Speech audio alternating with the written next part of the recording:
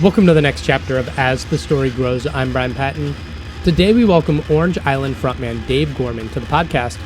Iodine Records recently released One Night Stay, a remastered, reimagined version of Orange Island's self-titled record. Dave talks about the influence of the local punk scene, being the right band at the wrong time, the disappointment of the band's disbanding, and finding new life with One Night Stay.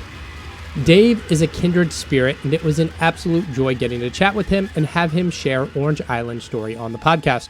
So I hope you enjoyed today's chat with Dave Gorman from Orange Island.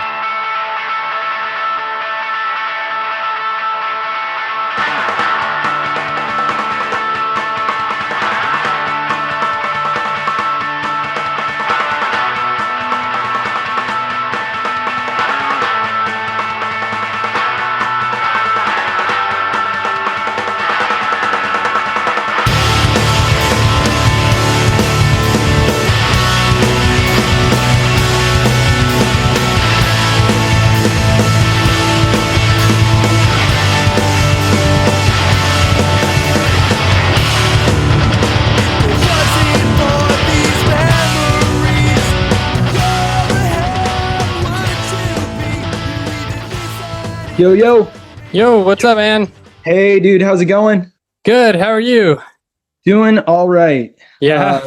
Just to give you just a little bit of kind of feedback as to what's been going on. My dad has a recent cancer diagnosis. Oh, no. So it's been kind of a just bit of a whirlwind of time, of course. So he goes into Boston for treatment 5 days a week right now. Oh, man. And with my work schedule, I work on a farm. It doesn't really work for me to get him in very often. So I had today off. So I brought him in for treatment this morning. And I think just with like holiday weekend and stuff, it was just totally gnarly coming back out of the city. So, oh, man. That's brutal, man. Sorry to hear that. not to start this on a super sour note, but it's very much what's happening in my life right now. Yeah. And sort of the overarching aspect of life at the moment. So yeah, it's I'm also very much not a closed off person. If I'm having a conversation, usually all things are on the table. So nice. I just didn't want you to think I was just like, some random dude blowing you off. Also, so I appreciate you accommodating my insane schedule lately. And dude, like post COVID, I feel like the one thing I've taken away is like just be flexible, and if people have stuff come up, it's fine. Like, this podcast is not important compared to anything else in life. So like, that's fair. Who cares, right? Like, I don't know. I think it's, from what I've heard so far, I think it's pretty damn good. Oh, thank you. Man, well, yeah, that's fun. Where are you at? Where are you located? DC, just north of DC in Maryland. So nice. Did you grow up in that area? I did. Then I lived in Philly. Now I'm back. Is that a good thing or a bad thing? It's fun. It's good because like my mom lives here, and so there's free childcare, right? So, oh, heck yeah! There you go. That's never a bad thing. Babysitters are so expensive. Dude, I just sold the first and only house I've ever owned earlier this summer, and it was a 3-family. And my parents lived in my building for almost a decade, and I love them to death. And there were so many things about it that were amazing for me. I'm a single guy. I don't have kids, so that benefit wasn't there for me. But just things like, not having to drive a half hour in the middle of the night if something comes up, or just giving them that, I don't know, peace of mind that I'm there if they need something too. Always felt good. But there's the other side of it too, where you're like, well, I'm a now single, like at the time, 37, 38-year-old dude when I first, when my wife and I split up. And it's like, how do I date, first of all? And if I do, I'm going to bring women home to the building that my parents also live in, which felt weird. So, but the perks definitely outweigh the negatives for sure. Yeah. And my selling my house, my parents now are living with my brother, and he is a single dad. So that situation is working out very well. Yeah. So I'm happy for all of them.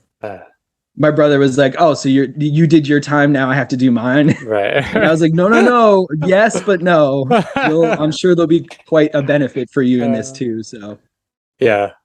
Yeah, for sure. Living up in Philly when my dad passed, it was like that tough of like being away and like not getting down a lot, and then the separation from COVID, and it's nice being back. So Yeah, well, I'm sure. yeah, I'm sure. yeah. Well, awesome, man. Glad glad to have you here finally. Yeah, I'm Make it work. glad to meet you. Glad to be sitting down and having a conversation. I told Casey maybe about a month ago or so, probably right around the time that he reached out to you. Hmm. I was like, "Hey, listen, I know I was a little reluctant at first to do the podcast thing because felt like, what do I have to say? My Yeah, band hasn't been active in so long." And he was like, "I think you'll find that you have plenty to say." And yeah, as I started doing them, I was like, "I really kind of like this." yeah, yeah. It, I mean, it's fun to connect with other people that know the time and were around it, and because I'm sure everybody says, "Oh, this time was special because they were in it," but mhm. there was something in that time frame, that crossover of physical music to digital music, and bands that were playing in a VFW hall alongside you all of a sudden being on MTV and all that stuff. Like, just watching that happen and seeing it happen all around you was a wild time to be alive. Yeah, yeah. And with Orange Island in particular, you feel like a band that was like the right sound at the wrong time almost. Like, Yeah, for sure. I mean, like there was a lot of that for our, I would say, 6 years of like actively releasing music, touring, mhm. playing. There was a couple of years before that, just trying to get our feet wet and figure out how to play our instruments. Yeah, But as an active band, it was always that. It was always like, oh, that you're too late on that, or you're too soon on this, or you want to do it this way, but everybody else is doing it that way. And there was a piece of us that was like, yeah, but that's what we want to do, so we're going to do it our way. right. And damned if we do, damned if we don't. So some of it was self-inflicted for sure, but some of it was also just shitty timing and all those things, right? It's funny how many, like, I always think of Hot Rod Circuit, and not to compare Orange Island to Hot Rod Circuit, but a band that to me should have been so much bigger than they Yeah, ever became. And a band that was so loved and respected by their peers, probably more so than fans, which is, I think, says a lot. Unfortunately, that doesn't always lead to success, or people wanting your music or wanting to show up in droves at your shows. So yeah, I'm not sure exactly what that formula is. I know someone somewhere does, and they keep that secret pretty locked up tightly, but it's I don't know. I've only been around a few bands where I knew immediately from moment one, like, mhm. they're going to be huge. Like Right. Saves the Day. The first time I saw Saves the Day at a small show in Worcester, I was just like, these guys are going to take over the fucking world. Yeah, Jimmy Eat World, seeing Jimmy Eat World in a small room, same thing. I was like, this can't not be huge. It's yeah, just it has to be. There's not just the music, but when you see them play live and they're only playing in front of 50, 60 people, and they mhm. bring it the way that they always did and always do, you just know, like, there's something special there. Yeah, yeah. I remember seeing Dashboard Confessional in like a church basement for, I don't know, 25, 30 people. And then Yep. like it was not a year later that he was on MTV, and you're just like, look at that. We made Oh it. yeah. Our scene made it. Oh yeah, absolutely. Dude, fucking Unplugged. Like, are you Yeah, kidding me? it's You huge. know, It's huge. how many artists get to say that they even were invited to do an Unplugged, let Yeah, alone someone from our scene? Like, yeah. that was wild. It's Totally crazy. wild. Let's go back, man. What got you into music in the first place? Oh my goodness. I guess I would say my dad's record collection, and really just any trips in the car, just me and him when I Yeah. was little. He had a little Volkswagen Rabbit. I remember vividly sitting in the car and listening to The Police, The Rolling Stones, Aretha Franklin, just music that you can't not be moved by. Mhm. Um, and then I would hear that music, in the car with him. And then we'd go home and I'd always ask him, do you have the record that we heard earlier? And usually he did. He didn't always, but so I would just start to delve into his vinyl, Yeah. which is, very apropos for what we're ultimately here to talk about today at some point as well. But just getting into his record collection, it being a very not vast, but varied collection, that I could hear classical music. I could hear, Beatles Magic Mystery Tour. I could hear the Rolling Stones. I could hear Queen, early Aerosmith, and then Aretha Franklin, Gladys Knight, Ella Fitzgerald. Just, it was all really, really awesome. I think probably my least favorite of his entire collection was Frampton Comes Alive. And that talk box, like, it's I loved it, but I mean, like, the album as a whole didn't hit me like all the other music did, but I just always loved, I'd put it on once in a while just to hear that wah, wah, wah, wah, wah. Yeah. But yeah, so that was really where it started for sure. That's kind of, I guess, my earliest memory of being moved by music and feeling the need to, even though my dad was totally cool with me listening to his vinyl, there was definitely some rules and guidelines around it. And I don't know that I always followed those rules and guidelines, just because I was so addicted to the sounds, and truthfully vinyl too, that I was able to listen to music for really the first time as a 5, 6, 7-year-old kid, delving into his dad's record stash, that I was able to, that it was vinyl, and how it made me feel listening to those records in my parents' living room. I didn't know what a live music was at that point. I didn't know what a concert felt like. I didn't know what going to, shows with my friends in basements and VFW halls felt like at that point.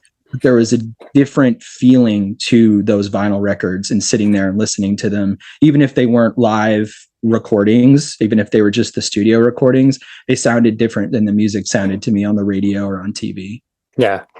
It's interesting as a parent. Like, my son, there's like one cassette I own, and he just is obsessed with it. And he's like, "That's good music." And I'm just like, "All right, we got one."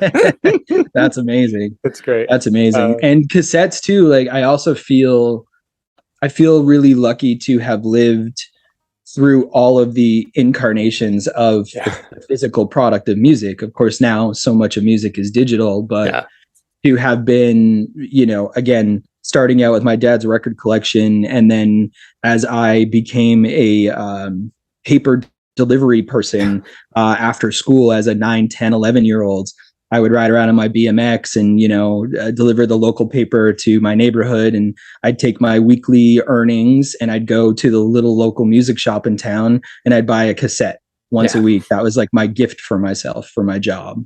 And just going into the music shop and knowing that I would leave with something, tangible in my hands to go home with, to open it up, to look through, the artwork, the liner notes, to sit there and play the tape side A, and then have to turn it over to side B and read along with the lyrics. And usually by the end of the day, I had most, if not all, of the lyrics memorized. And that was a ritual for me. And it was, it was such a beautiful thing to have that tangible item in your hands. And I mean, I did the same thing with CDs early on, when CDs started to become a thing. And, you get a little older, the experience, of course, changes, but it's still, to this day, when I order, or I go to a show and I buy an actual vinyl record from whoever I'm seeing, or I order something online and it comes in, and having that tangible item, and it just brings me back to that time sitting, on my bedroom floor as a 10-year-old kid, and just the feeling is still there. Even today, all these years later, opening something up and having it in your hands and listening to it while you're looking at the artwork. That's a special experience that I hope I'll always be able to take part in. And I think that's what's kind of cool about reissues and people going back to some of these old mediums, is it brings back that tangible experience for someone today who's just discovering music for the first time. Yeah, it's cool. When did you discover kind of punk rock or this underground scene? Well, I was extraordinarily lucky to have grown up in a very small town that had a lot of punk rock minded, DIY minded human beings. We had a lot of skateboarders. We had a lot of BMX kids. We had a lot of kids that were playing music with each other in their garages and their basements as young teens, mid-teens. So there was always a local sort of punk rock band that had done it before the next one. And with some success too. It wasn't just, it was kids in a basement, kids in a garage. Mm-hmm. There was certainly a lot of that too, but a lot of these bands, went on to some type of success. So in Orange Island's situation, and for me before Orange Island was even a thought, there was this band mostly from Clinton or surrounding towns called Cast Iron Hike. Okay. And they were on Victory Records. This would have been, Cast Iron Hike probably started, I would say 91, 92. And they were a band pretty much through the late 90s before things ended for them. We would literally show up as 10, 11, 12, 13-year-olds, the groups of us. We'd be skateboarding somewhere and someone would be like, yo, Cast Iron Hike is jamming. We'd all get to that part of town and we would literally hang out in the neighborhood, and we would skate and we would just listen to them. And, over time we became friendly with some of them. And then you get sort of invited to actually go up and sit around and watch them work songs out, watch them rehearse stuff. And it was so fucking cool, man, because, to have I always had this like thing inside of me that was saying like, one day you'll not necessarily be in a band, but you'll create music in some way, shape, or form. It was almost like I just had to. I didn't know what that was going to look like or how it was going to be, but I was so moved and motivated by music in every aspect that I always knew I'd be in it in some way, shape, or form. And sitting in the barn and watching those guys play and write music and create it right in front of you or hone something in was a special experience, and certainly gave me the motivation to feel like, hey, I can do the same thing they're doing, and I can do it with my homies that are, that I skateboard with and that I play, that we have this like love for music with. And some of us are playing instruments and some of us are not, but we'll get there and we'll figure it out. And that was, if it wasn't for Cast Iron Hike, I honestly don't know. I feel like I would have made music in some way, shape, or form eventually, but I certainly don't think it would have been with those specific people and in Orange Island. It would have been some different, incarnation. So that we all had that shared experience. The rest of the guys in Orange Island, sort of the same experience in that, and taking that in and having that holy shit, if these guys can do it, why can't we do it too? Yeah.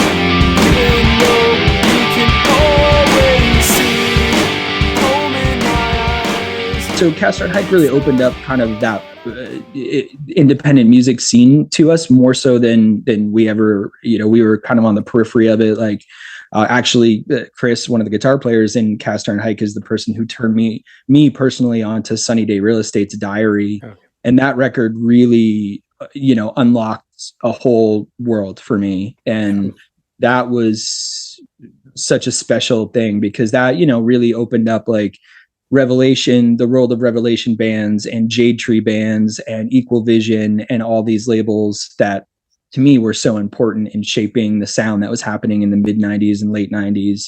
And, even past that, of course, but it just that eye-opening experience of not just music that, like, going back to being, a kid and discovering music through my dad, that music was so moving to me, but that wasn't the kind of music I was able to make or going to make, right? I was going to make some version of punk rock, and hearing Sunny Day Real Estate to me was also punk rock. It didn't have to be, loud and spastic and mosh pits. It can be a different version of that. And these guys were just doing something different that was, super emotional, and it was just all out there, and it felt very real and very raw, and I just thought it was the coolest fucking thing in the world. And so that opened up delving into all these other bands. And of course, back in those days, it was either you went to a show, if you were lucky to have a good venue around you that was booking those kinds of shows, and then whoever else was on the bill you'd probably be into, or you'd be seeing for the first time, and then you'd want to, you know, delve into that world. Or the other big thing back then, and I'm sure you've done it as well, is you'd get the music or the physical, whatever, tape or CD, and you'd immediately go to, all right, who are they thanking? All right, I need to go and, okay, I already know this band and that band, but they're thanking Mineral. I've never heard of Mineral, but that just sounds cool. Like that they're named Mineral. And then I go and I find out who Mineral is, and I'm like, holy shit. And then I find out that, you know, Mineral and Jimmy Eat World have similar circles, and I already know Jimmy Eat World because I've discovered Static Prevails, and then, you know, then you find out who Christie Front Drive is, and it just kind of like it snowballs from there, and you start to discover all these incredible bands. And for me, it was just like, I loved that part of it, because not only did I like the aspect of and the process of finding out who these bands are through whatever, you know, process it was, going to shows, reading through liner notes, and then taking the next step of actually getting the music or finding someone who has it on a mixtape or whatever it is, right?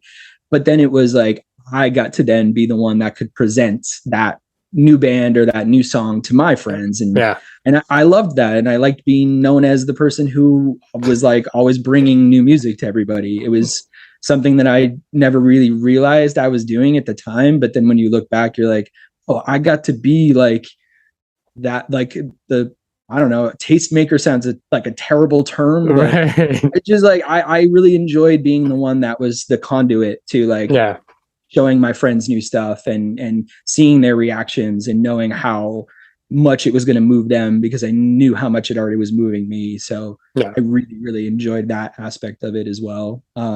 We were also super, super lucky growing up in Central Mass. We were 45 minutes away from Boston, and we were 30 minutes from Worcester, and both spots were really, really supportive of, you know, small local, not just local, but national touring bands.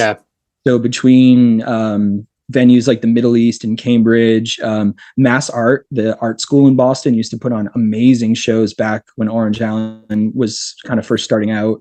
We got to play with like Cave-In and Piebald there, just some really fun shows there. And then in Worcester, there was this place called The Space, which was started by the Worcester Artist Group, which was just a collective of people of all different types of art mediums. You know, definitely music, definitely, you know, actual like visual artists and spoken word, poetry, every aspect of it. Everyone was open and welcome, and the WAG would put on shows all the time, and to go and pay, you know, $5 to be able to see Hot Water Music play with, you know, I don't know, Jimmy Eat World and The Promise Ring all on the same bill.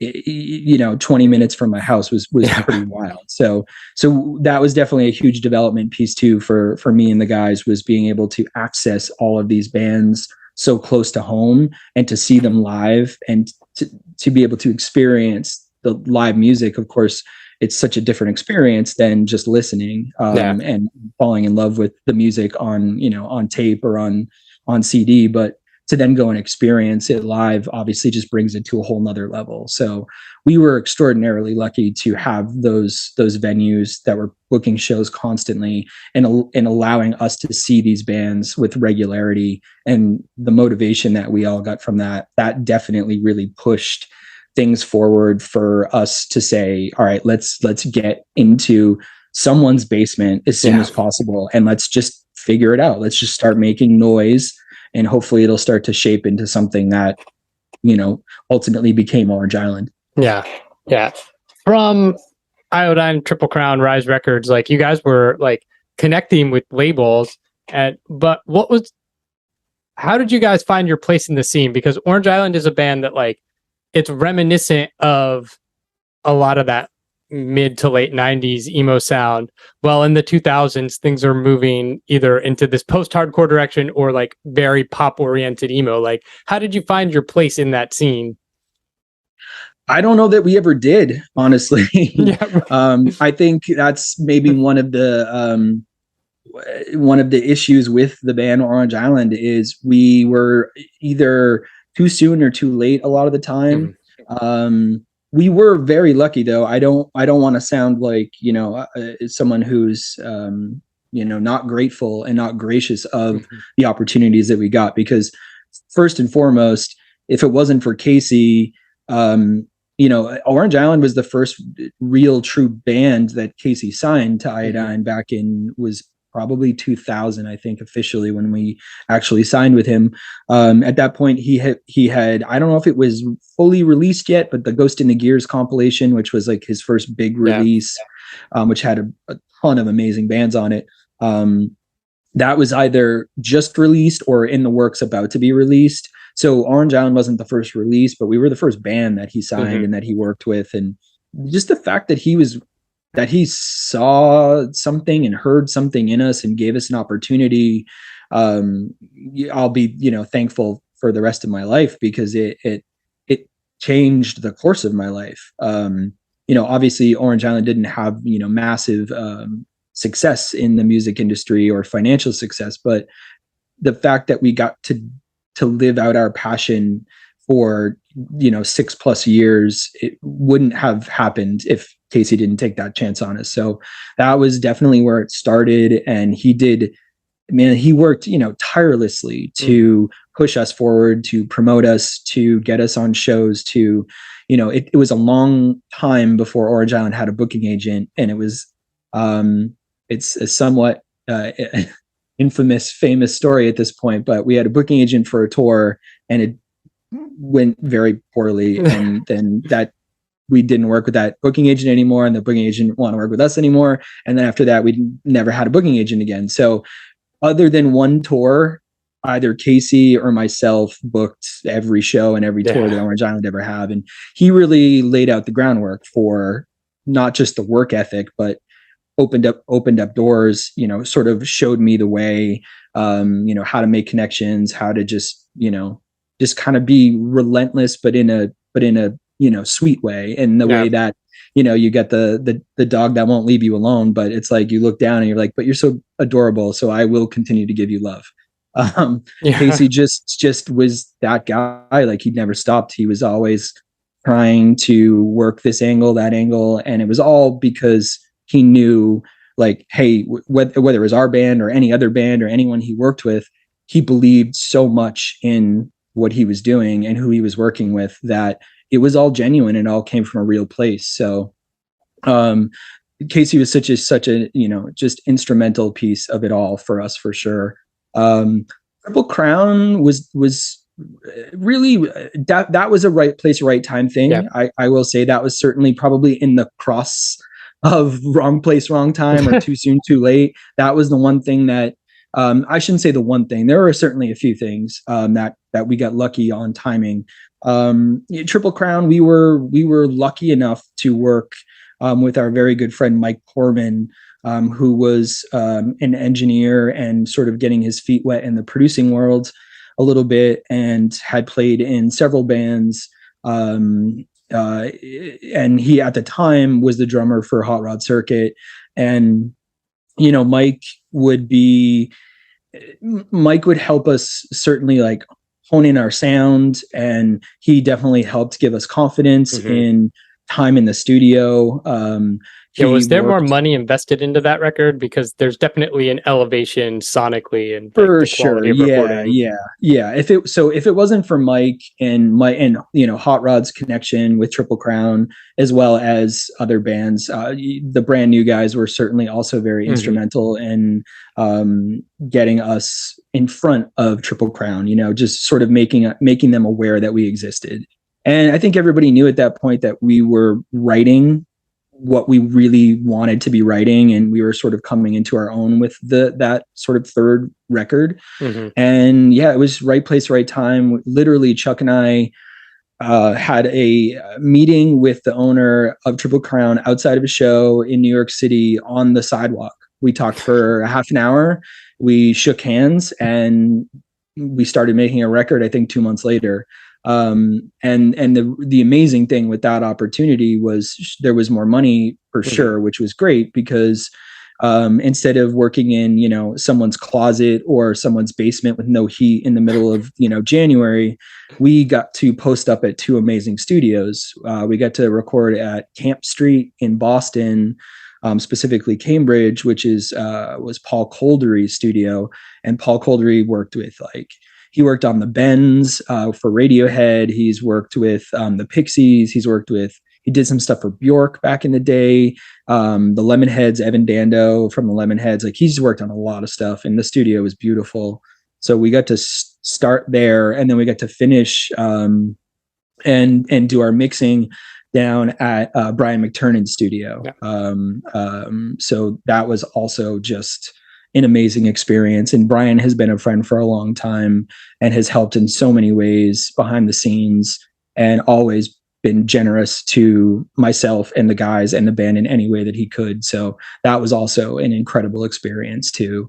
And at that time, quick aside, Brian was working on finishing up the mixes for Thrice's Artist in the Ambulance. And so we get to kind of hear those early mixes and hear that stuff sort of take shape, which was also really exciting too, to kind of be there and be a part of that. But yeah, the opportunity to have essentially almost a full month in the studio, a couple weeks at Camp Street, and I think we had 10 days down in Brian's studio in Maryland was an amazing experience for us to be able to really just work through songs and take them to the next level was pretty special.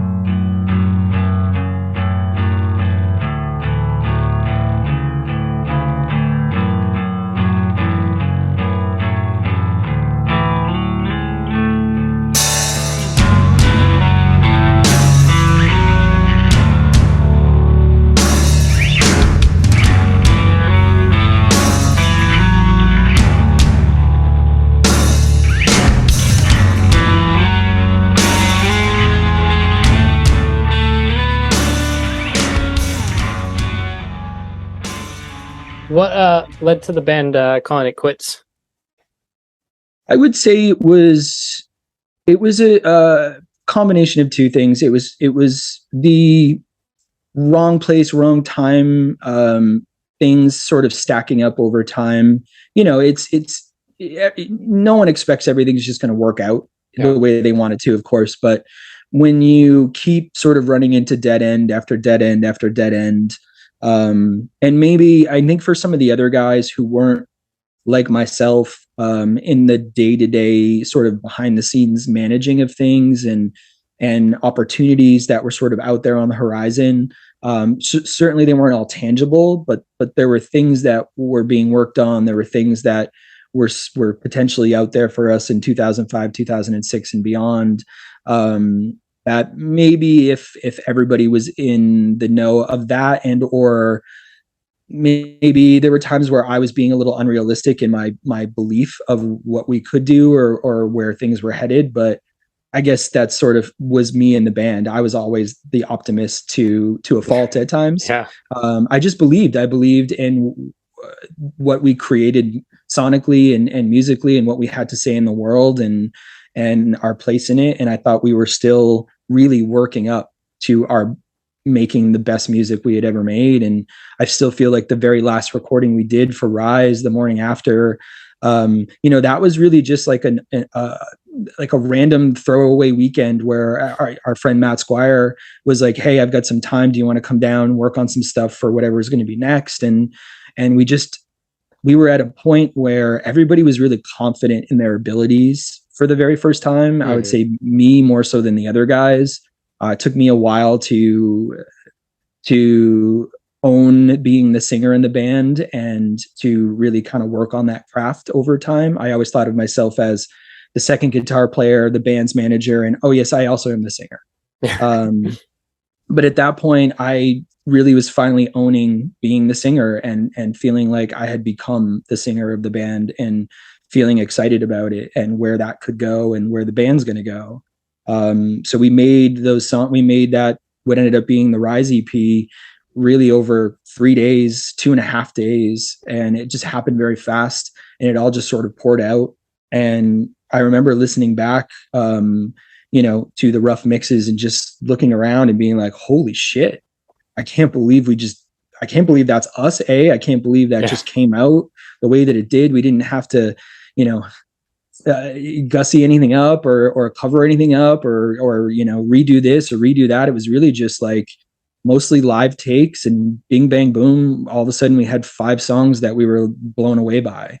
And I really thought like that was going to be the next sort of, the next level. Like we've broken through to what's going to be the next version of Orange Island. And I can't wait to see where that goes. And shortly after that, it was, some family pressure definitely came into play. Girlfriends, family, hey, it's been 5-6 years of touring. You're not really seeing much coming from this. You're still gone all the time. Maybe it's time to get a quote unquote real job. Yeah. Things like that, of course, is just normal and expected. And you're going to get that pressure from people because they love you and because they want the best for you. And, maybe they see that you're struggling with it as well. And I think that was certainly a piece of it for sure. So it almost ended as, I don't want to say easily, but as easily as it started, I guess, in the sense of, for some of the guys, it was just really over. And when they really sat down and thought about it, that feeling wasn't there like it was 6-7 years prior. And Chuck and Brendan and I, the 3 of us that sort of started this whole thing and really were, I guess, the driving force behind it all. We always said from day one that if you're not in it or you're not in it or we're not in it, then we're not going to do it no matter what the situation is. And we're not going to carry it on without you, because this is what it was about. It was about us 3 trying to create something special and trying to just get out what was inside of us. And it really just worked with the 3 of us in the way that it did. And we believed in it for as long as we could. And, it came to an end for a couple of the guys, and I respected that decision. I was heartbroken, I'll be honest. They know that. And, I didn't see it coming. Looking back on it now, I'm not shocked that it happened the way that it did, but in the moment I was really, really, surprised when I was told, and I was really, really butthurt about it for a while, to the point that I sold both of my guitars. I sold all my recording equipment. I didn't want the reminder, that day-to-day reminder, in front of my face all the time. And looking back on it now, I'm pissed at myself because I want those guitars back and I can't get them. But that's kind of how it went out. There was no fight. There was no, big this, that, or the other thing. It was just a little bit of end of the year reflection with family and friends, and just a realization of that desire and that driving, motivating force that was inside all of us wasn't there anymore for some people. So it was just time for it to be done.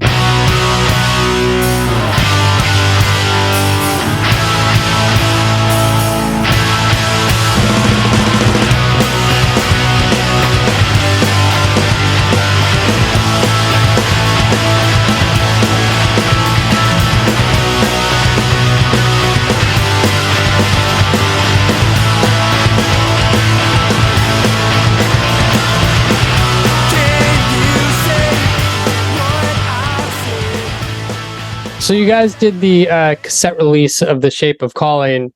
Have you found this renewed interest either in there was kind of for a while this wave of like the emo revival and people recognizing these bands that maybe were missed, and kind of just with like, I don't know, a nostalgia of people like looking for more bands from that time? Like, have you found a renewed interest in fandom? There has been, and honestly, that has probably been the most shocking part of all of this for me, because I know myself and certainly Chuck early on, when Casey had reached out about doing any kind of re-release. Initially the conversation was about him starting Iodine back up with the idea of doing some special limited vinyl only releases, you know, yada yada yada. We all know where that has gone now. Yeah. To new bands, to touring bands, to all the stuff, which is great because honestly, Casey, the way things ended for him in Iodine the first time around, I know was certainly not the way he wanted it to go. And you know, for him to be able to get a second chance at it, I'm thrilled that he gets to do that. So whatever it becomes and however much he does, I'll always be happy he's doing it and be here to support him in any way, shape, or form. If it's just a phone call or you know, if there's anything I can do at any time, I'm always, you know, willing to do that, hoping to do that for him. But yeah, he, you know, we had some random conversations here or there just in passing about if he were to ever do it, would we want to? And he knew the answer, but Yeah. I just, you know, it was like, Casey,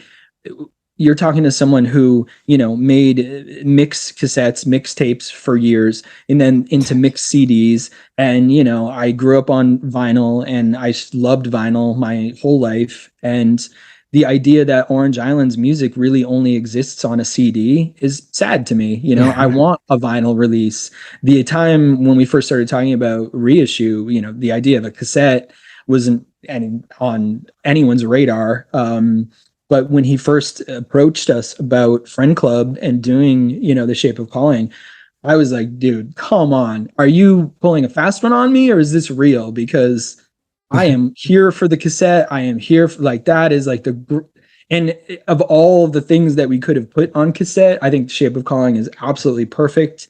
It makes sense to me. It makes sense for what that recording is and was and how it, no offense to all of us included with the recording of it, but how it sounds kind of shitty and it's just sort of perfect to be on a boombox on a cassette. I was like over the moon when he reached out about that. And the fact that, you know, Friend Club was willing to do it and was excited about it. And that was the first sort of moment for me of, oh shit, you know, maybe someone that didn't know Orange Island from 98 to 2005 might actually hear our music and be like, holy crap, I'm into this. Or like, how did I miss this back then? Because I was into stuff like this. And there's, you know, there's hundreds and thousands of bands, of course, that no matter how many rabbit holes I went down back in my late teens and early 20s that I missed, that people have showed me over the last decade or so, that I'm like, wait a minute, how did this never cross my path? Like, I can't believe it. You know, so yeah, that's been wild, you know, and I mean, it's not like it's been this crazy, overwhelming, you know, thousands of people kind of thing, but just to see like a 23-year-old post about it on Instagram and be like, holy shit, you can, you know, you can get something out of this. You can, you know, there's something in here, not just musically, maybe lyrically, whatever it is that you can relate to. That's fucking awesome. Because of course, a lot of this reissue was I mean, it was for us and Casey as much as it was for anybody. But it was definitely the idea that, you know, people that were fans of the band back in those days and the people that really supported us, it would be like a little gift, you know, a little something special all these years later.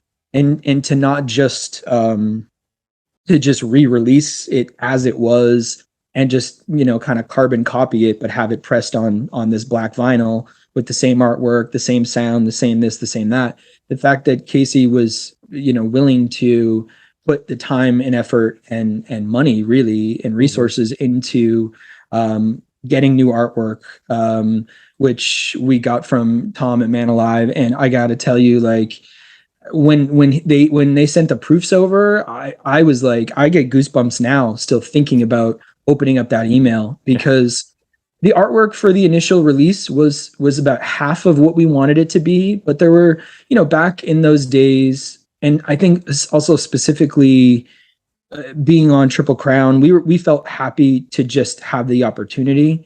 So we didn't really want to say no to much of anything or to push too hard against things during that sort of cycle or time frame of the band, if you will, because we felt really just lucky to be there.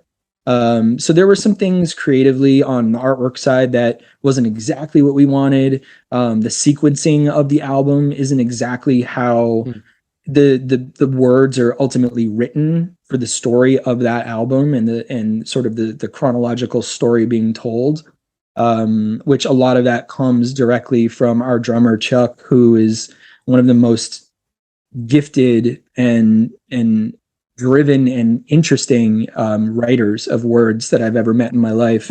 And he's one of my favorite writers, period. People I know, people that are alive, people that are dead. He just has an incredible way to encapsulate a feeling, and to the type of imagery that Chuck is able to conjure up with the words that he writes is, I think, really special. So I think it's very cool now to have a piece of artwork where we don't go, oh, well, that should have been this, or that could have been better, or whatever. There's parts just in the really kind of in the mixing and mastering of the initial album that got a little, I don't want to say lost, but just weren't as prominent as they could have been. So the ability to remaster it, and now with technological advances all these years later, what Alan was able to do with the remastering of it, there's just some really subtle, special overdubs that Brendan did on guitar that really kind of just got lost in the mix of everything. Yeah. And he was able to really find them and pull them out for us. And now I hear the songs in a different way, and the people that are familiar with them are also getting that same experience, and we're hearing it from them, whether it's through text messages, through social media messages, whatever it is. But that aspect of new people hearing it for the first time, whether they're my age or half my age, and hearing it for the first time, that's the piece of it that I didn't see coming. Yeah. And every time, Casey forwards one of those posts along, or I see it myself, I'm like, damn, that's really fucking cool. Yeah.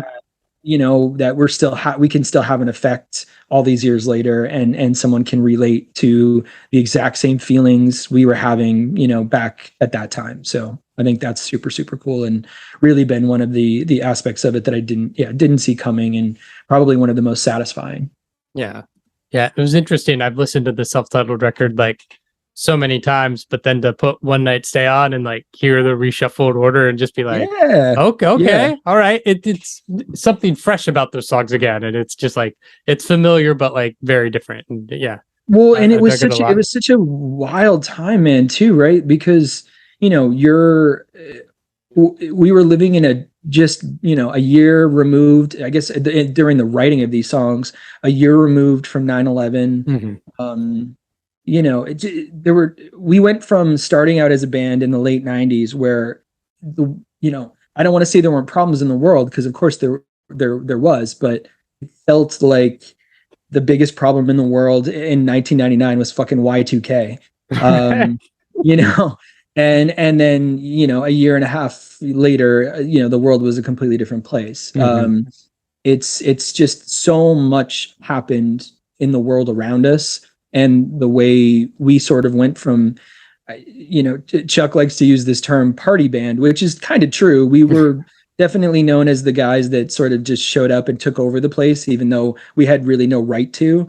We just were a bit of a traveling circus, and then after the world changed, it felt like we would be posers to be that same band. So I think it was also just the timing of the band too, and us as songwriters, that we were starting to think a little deeper, work a little harder, strive for more with our songwriting and with how we were presenting ourselves as a band.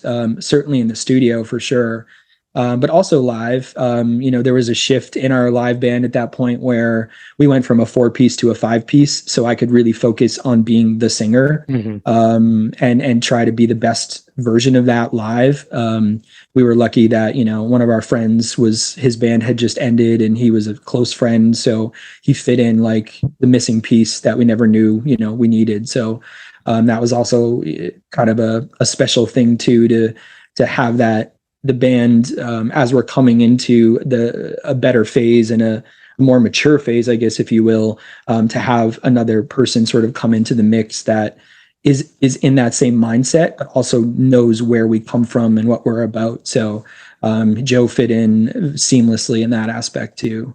But yeah, it was I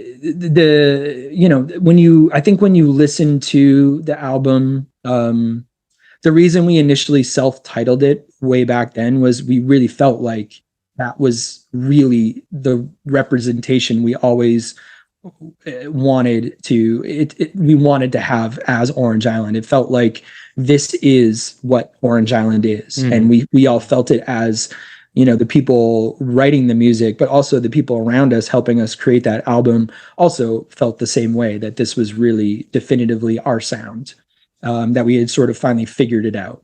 So at the time, the idea of self-titling it just made a lot of sense. But now all these years later, that we can repackage everything and create it in not just a new way to repackage it, but in a way that we go back to that time when we created that art initially, and some of those things that we weren't able to do, or maybe just didn't have the wherewithal to get to. Now with all this time, and again with Casey and other resources, we were able to say like, all right, let's do the artwork the way we love it to be. Let's keep a similar feel, but let's just try to push that forward. And I mean, honestly, Tom just knocked it out of the park with what he came, we gave him like one very simple sort of idea, and he took that and just crushed it. And then, like I said, the remastering that Alan did, he took everything we were looking for that we thought was missing, and he was able to find it and pull it forward. And so to hear all those parts that should be there. Because I mean, I know I've had some people reach out to me and be like, holy shit, I never heard this before. And I'm like, I know, and I knew it was there. And I mean, if you had headphones on and you were real good, you might be able to pick it up, but now you can hear it, and it hits in a different way. So the people that are familiar with the record are hearing these things, and they're just, moved to the point that I'm getting a text from them, and I haven't heard from them in like 5 years, but like it was that motivating that they were like, shit, I have to reach out to Dave. So that's been really cool to see. And honestly, thinking back on those songs and, a lot of the lyrical content, and, even though at that point Chuck had taken basically full reins of lyric writing, it was always shared, and it was always open. It was always open for, feedback, and for anybody else to add their 2 cents, or to say like, I'm not comfortable with that, whatever it was. Right. It was always sort of open for everybody's feedback. And there were definitely times where some of the themes, it was like, are we, there's suicide, and there's, there's a lot of, there's casual sex, there's drugs, there's drinking, there's partying too much, there's infidelity, but we were dealing with the reality of life around us, and we were all coming of age, so to speak, coming into our early 20s, and young adulthood, ultimately, I guess, right? But the world around us was so kind of fucked up that we took what we were seeing and experiencing in that fucked up time, and that's what came out. And it's real, and it's raw. And, there were times where revisiting this for the reissue, I know where we had conversations about the resequencing of it, and thinking back to 2003, and knowing that in theory, Bible should have been the first song. Yeah. But it felt a little bit like maybe that was too much to throw at everybody in the first song. Not just the music itself and the song, but just the theme behind it. So now, all these years later, it's like, it feels kind of freeing to be able to present it in the way that it was always written and meant to be. And, we're older and grown up, and honestly, frankly, if the world can't accept the songs the way they are, right, then those people probably don't want to listen to them anyways. So it's like, we just wanted to make something as special as it could be, and to be as true to ourselves as we could be. And dude, honestly, Brian, there's nothing that we could improve on with the way that it is. I feel, and I know the rest of the guys feel the same way. It's everything we could ever have hoped for and more, sonically, visually, sequencing, all of it. Just it's fucking awesome. Nice. Yeah. Yeah, it's cool. And I think you reach a point in your age where you're like, fuck it, this is our art as we want to present it. Who cares if Oh yeah, man. people can't take it? It's I ours. remember, just back in those days, like 2002, 2003, having conversations, Chuck and I working on lyrics or working on themes for songs, and I remember having conversations about like what's taboo and what's not. Mhm. And to be honest, Chuck was always the one willing to push further and harder, um and really just didn't never like none of we never wanted to be fakers. We never wanted to be something we're not. And I think, again, that's one of those things, maybe to a fault, that hurt us at times, that we were very authentic to the people we were and the place that we grew up, and that was what we reflected to the world. And the music that came out of us, none of us were trained to play music. None of us for a while even knew how to read a note of music. And so if someone says, hey, can you go to a B sharp, or what, it's like, dude, I don't know what that is. Tell me what fret and tell me what string, and then we'll go from there. Like, and of course over time you pick up some things, but we were coming at it from the standpoint of, we don't know anything.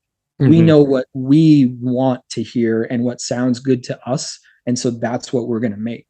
And so that's why I think Casey and everybody probably after Casey that worked with us had a hard time categorizing us, like, okay, well, they sound like this and that, and it's like, how do those three bands make any sense together, and what is that sound if you mash all that together? So that was definitely a challenge, but one that, looking back on it all, I wouldn't change for anything in the world, because we were true to ourselves and we were authentic in that way. So it played out the way that it played out. And then here we are all these years later, having an opportunity to, BS about that time and this music, and that, I don't know, that we were just lucky to be a part of it and along for the ride in some small way. So.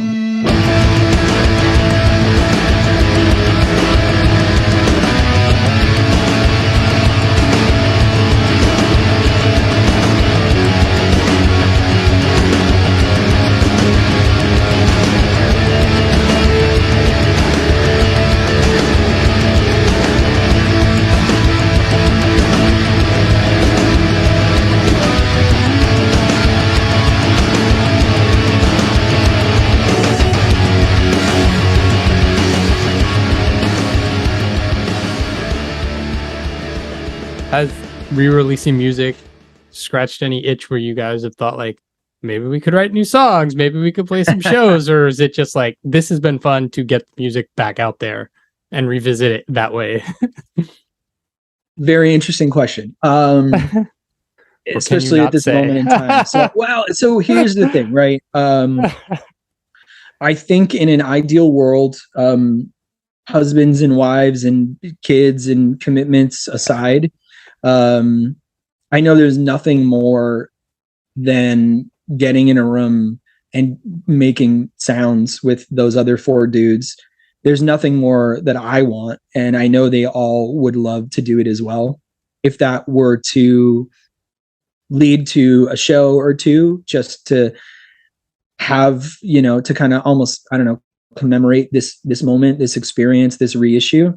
I think that would be something that's attainable and something that would be really special to be honest. I know I would be really excited to have that opportunity.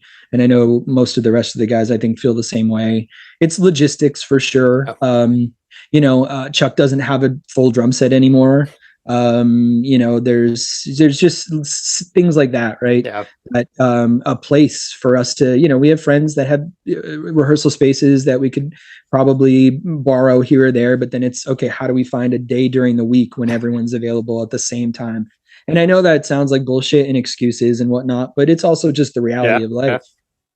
So there's a little bit of that getting in the way at the moment, but I know there's a desire and a want to certainly at least get together and just make noise and be with each other. Oddly enough, the first time all five of us were together in the same physical space since pre-pandemic days. Earlier this summer, there was a random day was actually probably late spring, whatever. Casey was trying to get all of us together to do just like a quick meeting, a quick, whether it was video, phone, whatever. And it was very spur of the moment. And of course, somehow, because it was spur of the moment, all 5 of us ended up saying that we were all available like in an hour in the same geographical space, which was like, how the fuck is this? What? We're all going to be sitting on Chuck's back deck in like 45 minutes? I don't believe that. And then an hour later, we were all together on the deck on the phone with Casey on speakerphone. And it was wild, man. It was just, it felt like, I don't know, it felt like in some ways that no time had passed. And we were like broken down somewhere at a truck stop calling Casey from the road, being like, dude, what the fuck? We don't know what to do. Help us out. Teach us, show us the way. Yet everyone just had a little more gray in their hair or their beard, or, there was a couple of wedding bands on some fingers and whatnot. But other than that, it felt like we were all just together again and no time had passed. So that was kind of fun. And we took a photo together, the 5 of us, at the idea that it was going to be like, because Casey was like, I need a band photo of you guys, like as adults, like everything is just from back then. And we're like, no, you don't need it. No, you don't need that. No one needs that. Like, don't be silly. And so we were all in the same place. And I'll never forget, we got off the call with him and he goes, all right, can you mother effers all go just take a quick photo? So I have a photo of the 5 of you together now. And we were like, sure, fine. And honestly, it's like, that photo is special now. Like I don't know when that's going to happen again. So hopefully sooner rather than later, the 5 of us will all be together and can actually plug in some instruments and make some noise. Cause man, I miss it. I miss it a lot. I really do. And I know that's partially on me. I could make music myself whenever I want to, but there's just something about those guys and the ability or the feeling that it conjures up when we're all together. It just feels different. And even just hanging out, it feels different. So I'm here for it. And I think everybody else is. It's just, narrowing down a time, figuring it out, how to make it work, and not feeling pressured to do it. I also feel like is a big piece of it, because there was initially the idea of maybe trying to do a quote unquote record release show, which of course we would have wanted to time with the release of the vinyl, which is essentially just come and gone as of the recording of this. And obviously that didn't happen. So I think there's that aspect of like, well, the initial conversation about it, thinking about working towards a goal of a record release show. And I know I kept trying to say like, let's not think about it with a date in mind. Yeah. Let's just, can we all find a time to just get in a room together? Yeah. So I hope so, man. I really do. Even if it doesn't lead to a show, just to make art with 4 of my best friends on the planet again would be special in and of itself for me. Yeah. And I think for them. So even if it was just that, and it was just selfishly for us, I would be really happy for that. Because we pray for it all at the end of the day. Instead of just being good.